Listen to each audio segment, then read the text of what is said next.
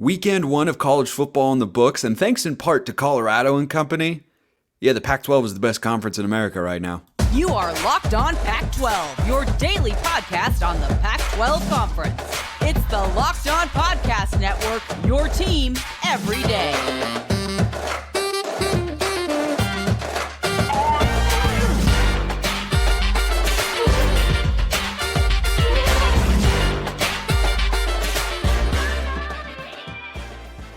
Welcome, everybody, to another episode of Locked On Pac-12. I'm your host, Spencer McLaughlin. Thank you so much for making this your first listen or your first view of the day. Part of the Locked On Podcast Network, your team every day, and your number one source to stay up to date with our media rights and mostly team-free, but not until 2024, and beloved Conference of Champions. Like, comment, subscribe, rate, review, please, and thank you wherever you listen to or watch this show, which today is brought to you by FanDuel, official sportsbook of Locked On. Make every moment more. Right now, new customers can bet $5 and get $200 in bonus bets guaranteed. Visit FanDuel.com/LockedOn today to get started. Lots to get to. A historic start for the Pac-12. I think you're technically supposed to say an historic, but I like a historic because that's the way I've always said it. So if I'm wrong, I'm going to be okay with that grammatical misstep for a change. And then winners and losers from the weekend, mostly winners in the pack, by the way. That's what we call the vibe check around here if you're new to Locked On Pac-12. And a couple questions about the consumption of college football. And Chip Kelly was chatty, shall we say, on the broadcast. Can't blame him. So the Pac-12 is the best conference in America right now. I say that because it has the greatest depth of football teams and had the best weekend of any conference in the country. That is an undisputable fact. Will it last to the end of the season? Time will tell. But at this point in time, I can confidently say there is no conference that had a better weekend than the Pac-12. And since that's all the football we have to go off of right now, guess what? Pac-12, for a point in time, as long as it exists, is the best conference in America. And my goodness, is it entertaining and fun. So this is the first time since 1932 that every single team in the conference has won its opening game. And guess what? There weren't as many teams in the conference in 1932. The Pac-12 is 13-0. The league is undefeated. Everybody who is listening to or watching the show that's a fan of a team currently in the Pac-12 is sitting here at 1 or 2-0 right now. And the only 2-0 is USC. But how about that? But the Pac-12 by far had the best weekend of any conference because you just go down the list here. The Big 12, whoops. Misstep after misstep there. Baylor, Texas Tech, TCU, ugly. ACC had a loss from Northern Illinois on its resume. Boston College lost that game. Virginia got housed by Tennessee. Florida State picked up a nice win over LSU, which leads us to the SEC, which I thought LSU was going to win that football game. I thought they should have. I thought they played better in the first half and would come out in the second half, and they were dead. They were flat. Props to Florida State, though. Florida also took an ugly loss at Utah. That wasn't great. So every other conference has got several losses. The Big Ten, Nebraska and Minnesota, that's what we call a loss for everybody involved, mostly the league. Like, that was just an ugly football game. Fresno State beat Purdue. Ohio State was underwhelming, though they won. Illinois could have very easily lost to Toledo. No such thing occurred in our beloved Conference of Champions, which just brings me back to something that I have expressed on this show on more than one occasion. How in the world is this conference not going to exist next year? How did we let this happen? How was there such a colossal failure from the leadership out west? Network executives and conference presidents and conference commissioners, how on earth did we let this happen? Look at what you are ruining. This is a league that come Tuesday, I think, is when the AP poll comes out. Half of the league is going to be ranked. Half of it. And then the teams that aren't ranked have several blowout Group of 5 wins. Washington State and Stanford both beat their Group of 5 opponents handily. UCLA got by a tough Coastal Carolina team. Their defensive line was very impressive. But the fact that this league that's going to make up a quarter of the top 25 is going to be the Pac-12 on Tuesday. And that league is going to dissolve. Like, riddle me that, Batman. I know the reasons. I understand them. But fundamentally, if you step back from all the little details that have gotten us to this point and that sad reality for next year, that is an amazing fact. Because it's not like the league is dying at a time in which the football product is getting worse. It's dying at a time that's piggybacking off of a previous time when the football product wasn't as good. But this league is so fun and so great and has so many storylines in it, and it's going to just go away. And that stinks. 6 teams are going to be in the top 25. I think 6 teams are going to be in the top 20. TCU was number 17. If the laws of past AP poll top 25 votes apply to Colorado here, which they should and then some, because everybody loves hopping on board the Coach Prime hype train, TCU was number 17. Why on earth shouldn't Colorado just do a little swap with them? Colorado goes to 17. TCU drops out of the top 25. That's what should happen. We could have 6 teams. If that were to happen, the Pac-12 would make up 1/3. 1/3 of the top 18 teams in the country. That's bonkers. Absolutely bonkers. What a conference. I am so very fortunate to get to cover this league for its last year in this fashion because it's so entertaining. I watch college football. I'm in the Mountain Time Zone from 10 a.m. until about 11:30 p.m. at night. Gosh almighty, was I having a good time. Ugh. And I watched the game on Thursday. Utah drubbed Florida, and I watched Stanford take care of Hawaii and do some interesting things. Oh, so much to get to. So, this is my favorite segment. Other than schedule predictions and record predictions going into the year, which obviously mine for Colorado, like most people's, is going to be off. This is the best thing that I do on the show, I think, or at least the most fun thing for me to do on the show, and that's winners and losers. Now, for those of you who are new here, who weren't around last year, let me just briefly explain how this goes. After every week of college football, I come on here and I assign one of 5 labels in our winners and losers segments to every team in the conference, and you can get it's less a direct result of what happened in the game, because you could lose and be a winner, or you could win and still be a loser, or in the lean lose department. You can get one of 5 labels here. Big winner, lean win, no vibe, lean lose, or loser on the week. And it's a reflection of what I think the fan base should be feeling given the performance and the outcome and everything that went into the games and such on the past Saturday. So let's start with the biggest winner of the weekend. It was Colorado, of course. I think we all understand that. I talked about it in an emergency episode on Saturday because it was just so unbelievably shocking to me and to so many people. And Coach Prime played it so well, and he was leaning into himself, and he's all in. And guess what? He's still got a bunch of haters, and he's still got a bunch of diehard supporters. And that's not going to change. I mean, he's not going to change, and that reality isn't going to change. And guess what? That's good for college football, because that makes Colorado interesting. And Colorado can be fun, and they're going to be fun all season long. Everyone's going to want to see them lose against Nebraska. Everyone's going to want to see them lose when they start Pac-12 play against Oregon or USC. But we're now in a world where it's more likely than not, based on the betting market, that Colorado starts 3-0 and a top 20 team in the country. My goodness. Are we even ready for that? I don't know if I'm even ready for that, but gosh almighty, what a fun league this is going to be. Another big winner from last week's slate of games, Utah. This got, kind of pushed to the back burner in the back of our minds when Colorado took all the storylines and all the hype on Saturday. But don't forget that Utah started this season without Brant Keithy, without Cam Rising, and they went out and they controlled that game against Florida literally from the start. It was force a quick punt, chuck a 70-yard touchdown. Florida had 3 points going into the fourth quarter. Kyle Whittingham, guy, is an absolute machine, and Utah reminded everyone why they're the 2-time defending champs and why they will have a great shot once again to get to the Pac-12 championship game. Now, there were other winners who were in that really, really good mindset in terms of fan bases from the Pac-12 over the weekend.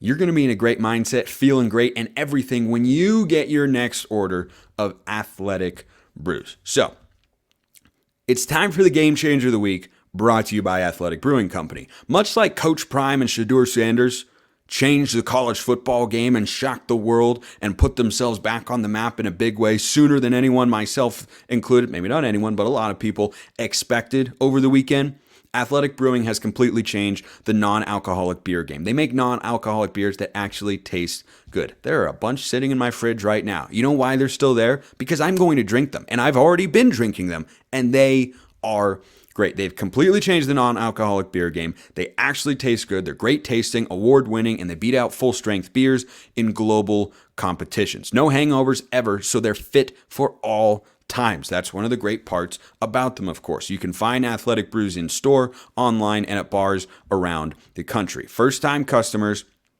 can use code LOCKEDON, and you can also find Athletic Brewing Company's non-alcoholic brews at a store near you, or you can buy them online at athleticbrewing.com, and first-time customers can use code LOCKEDON to get 15% off your first online order. That's code LOCKEDON at checkout for 15% off at athleticbrewing.com. Near beer, exclusions and conditions apply. Athletic Brewing Company, fit for all times.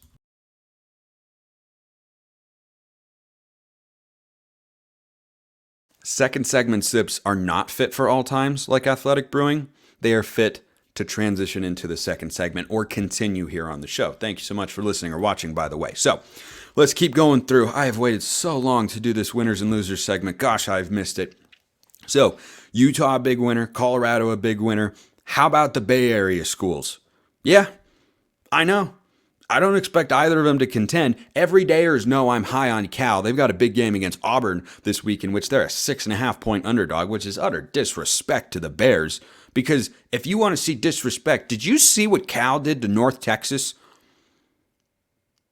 The mean green wave, well, I don't even remember what North Texas is. I know they're green something. They were all excited about joining the American Conference.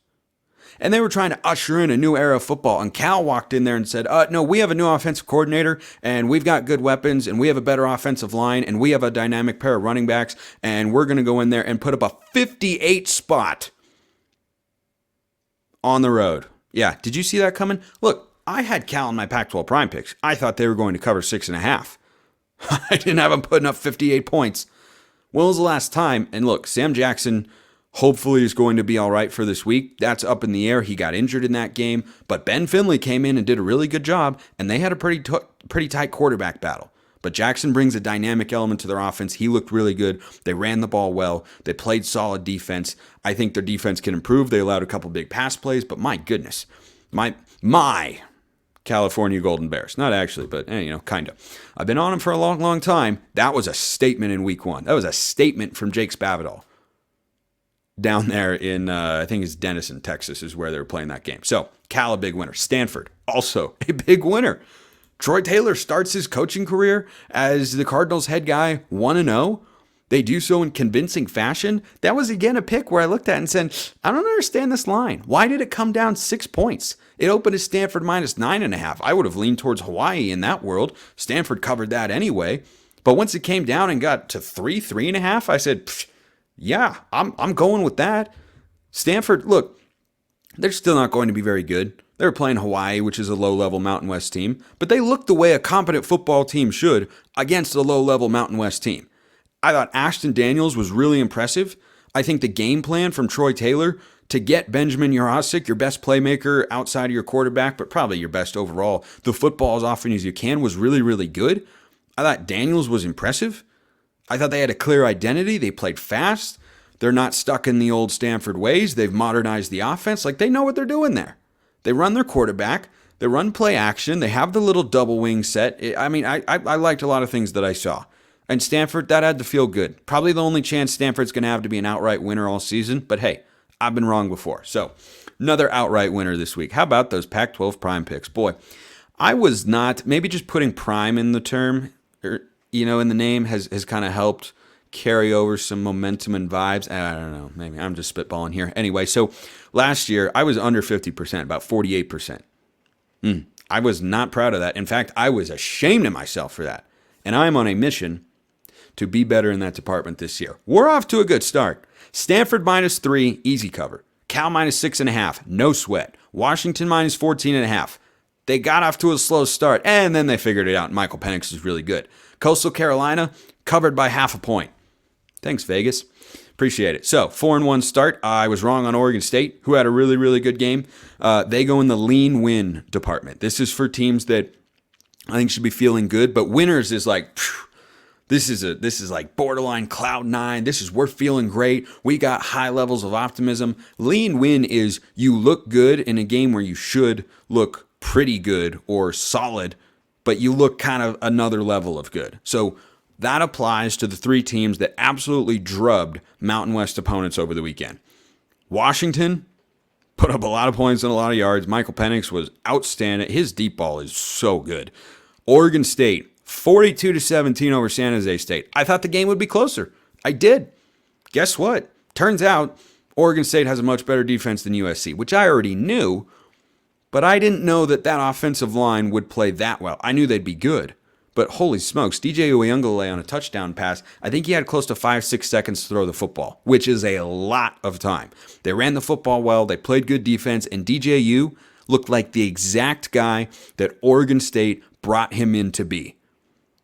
Someone who can make big throws, execute the offense, throw it fewer than 30 times, and complete passes at a high clip. He was 20-25. He threw several touchdowns. I think it was 4 touchdowns, 3-4. I'd be honest, I forgot to look that up because it was over so quickly. Like Oregon State, by the time it got to the second quarter, they were in control.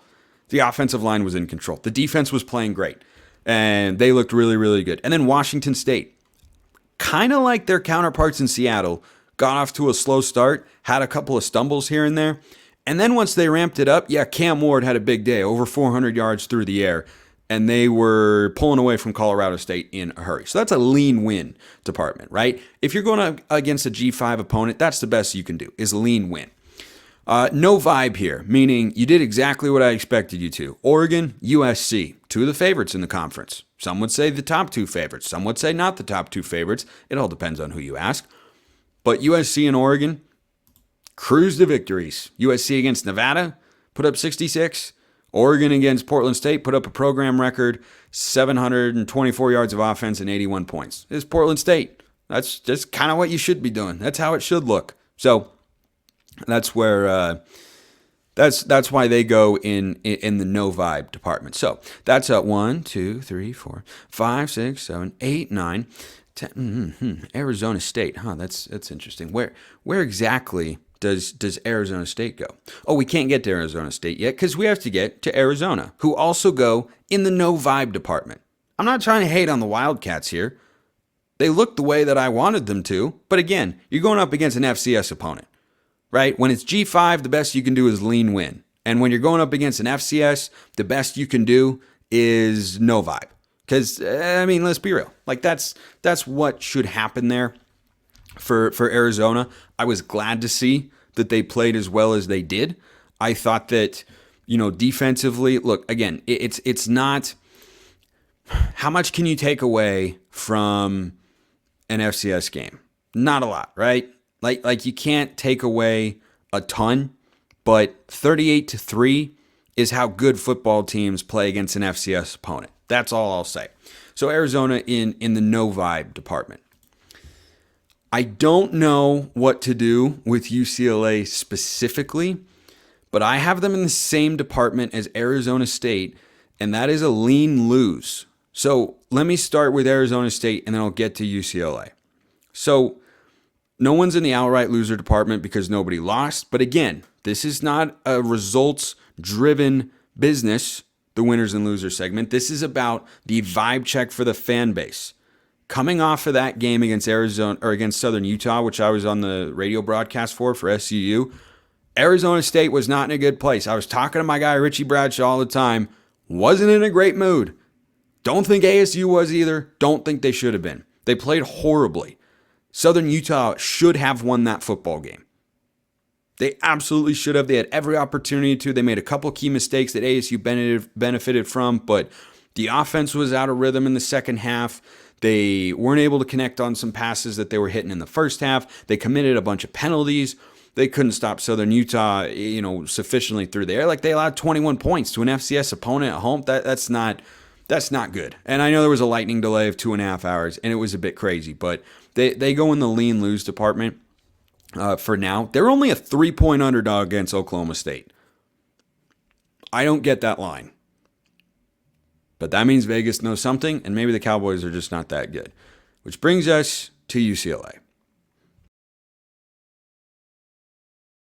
Get ready for the NFL season with incredible offers from FanDuel, America's #1 sportsbook. Right now, new customers can bet $5 and get $200 in bonus bets guaranteed. Plus, all customers who bet $5 will get $100 off NFL Sunday Ticket from YouTube and YouTube TV. Now's the best time to join FanDuel. The app is easy to use, and you can bet on everything from spreads to player props and more. They've got all the lines you need for the upcoming Week 2 of Pac-12 football, which has got a bunch of great non-conference games in it across the board. Oregon and Texas Tech. Washington plays Tulsa if you think the Huskies are going to drub them there. USC plays a Pac-12 opponent. First Pac-12 conference game of the year is USC and Stanford. If you want to bet it or anything else across the league this weekend, go check out FanDuel. Visit FanDuel.com/lockedon. Kick off the NFL season with an offer you won't want to miss. FanDuel, official partner of the NFL.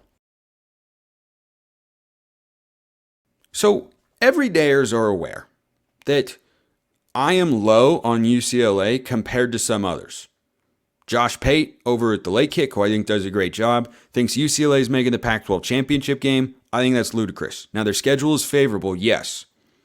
But this was a game 27-13 against Coastal Carolina in which UCLA was searching for answers, and I think they found one at quarterback with Dante Moore. Like, that should be your starting quarterback going forward. I didn't see anything that Ethan Garbers brought to the table that Dante Moore didn't also bring to the table.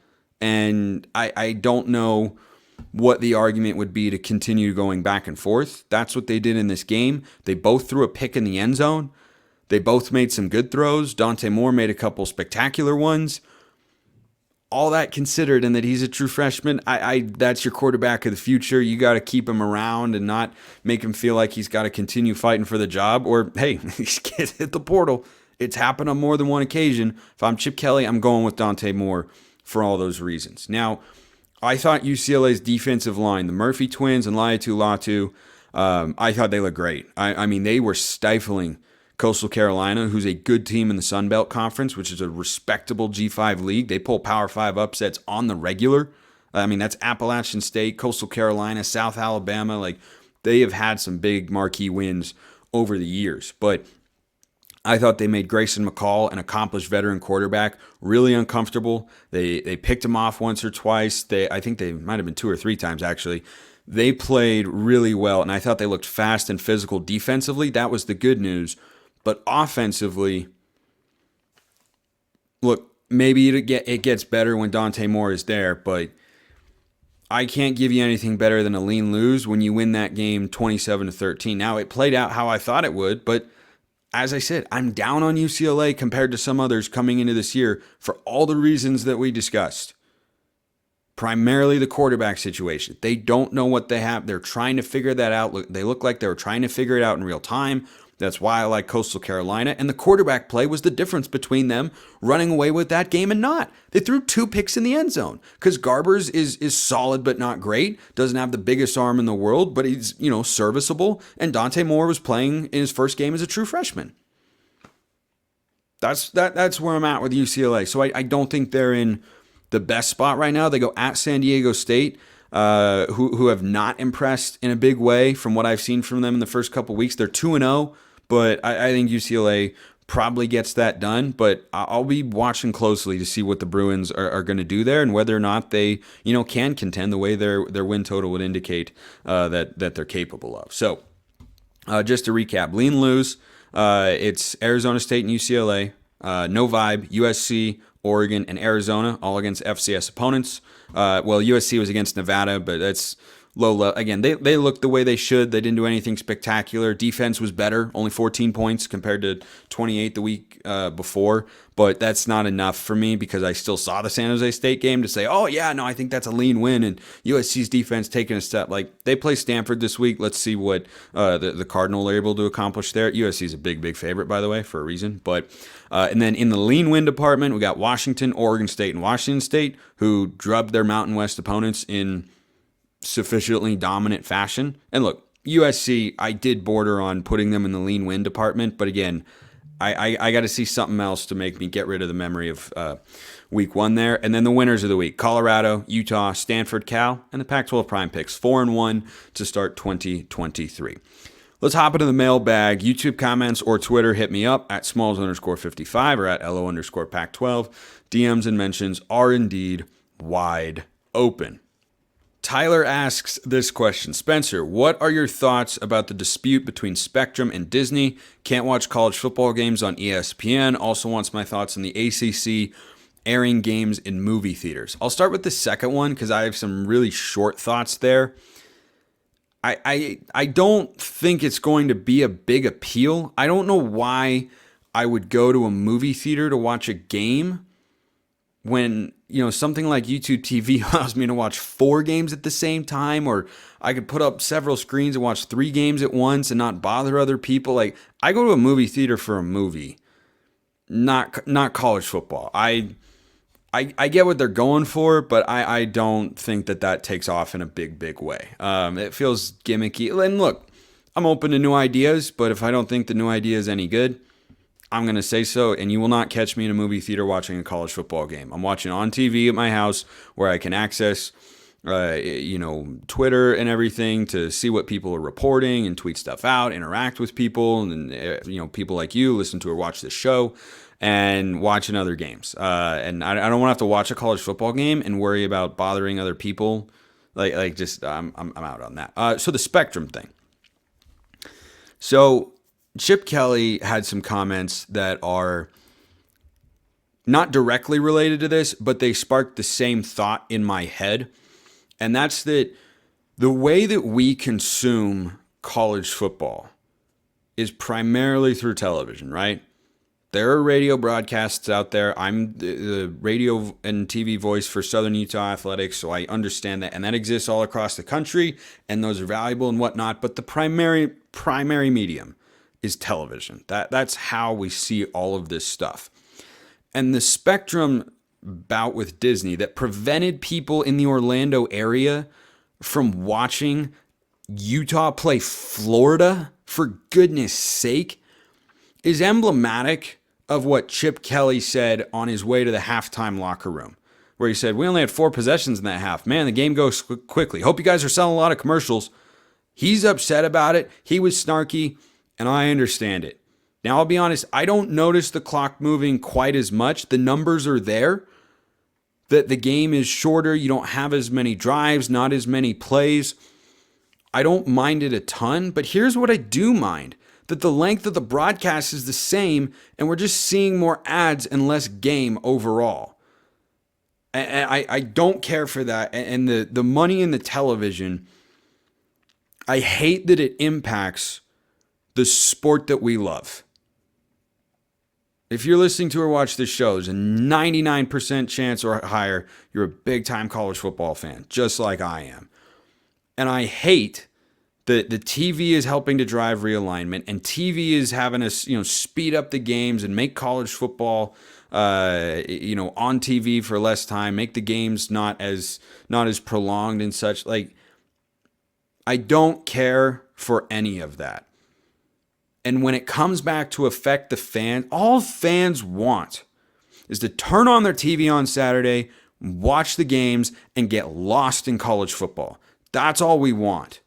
And the number of influences that exist out there that are making it harder for people to do that make it feel different when people are doing that, I think that stuff sucks big time.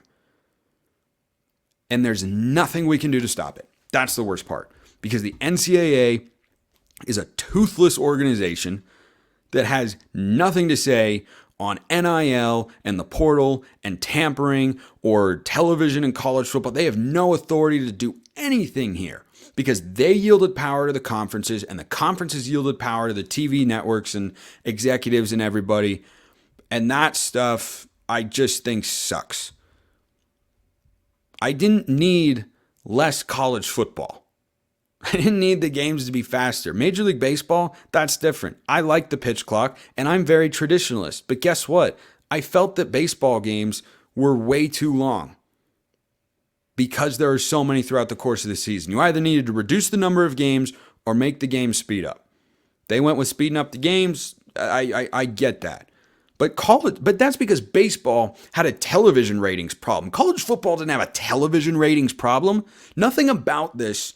The conferences didn't need to realign. The games didn't need to be shorter.